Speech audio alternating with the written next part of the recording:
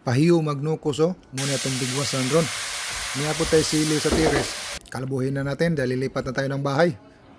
Lasang kurodo.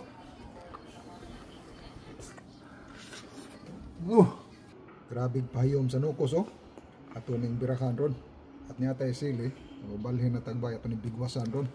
Ito yung sili ato ning kalbuhin. At simulan na natin kalbuhin. Kunin na natin yung mga bunga at mga dahon. Sama-sama na natin. Kahit konti lang to, pwede na rin to. Yan yung sili At sala maliliit. At yung dahon, sarap nito. Napakasarap lalo sa manok nito. Pero pusit yung titirahin natin ngayon. At ilalahok natin to sa pusit.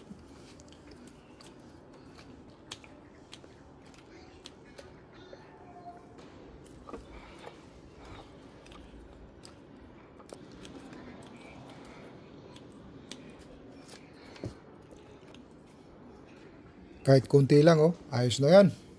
Kasarap na rin to. At simulan natin magisa. Lagay na natin yung mga kalamasan sa kinabuhi.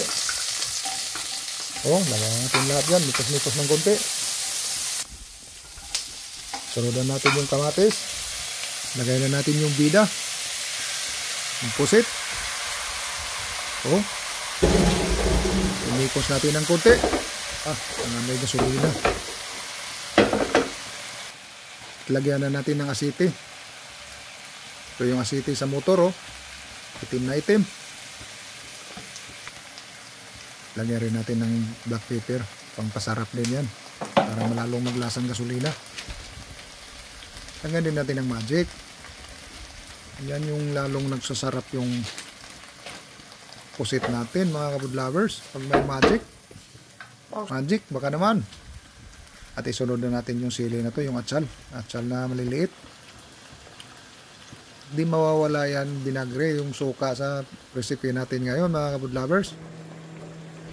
At yung dahon ng sili, yung kinuha natin sa tires natin, ang kinalbo natin. Mikos-mikos ng konti, ayos na. Yan yun. Asarap nitong lasang gasolina. At bibigyan ko kayo ng pinakamagandang first bite mga kabudlovers. Yung irerekta mo sa kanin. Irerekta mo sa kanin tapos nakakamay First bite. Grabe. Lasang gasolina mga kabudlovers. Sa mga followers kong walang sawang sumusuporta sa akin, maraming salamat pala sa inyo. Mabuhay kayo hanggang gusto nyo. God bless all. Ug amping kanunay. Bye-bye. Miai.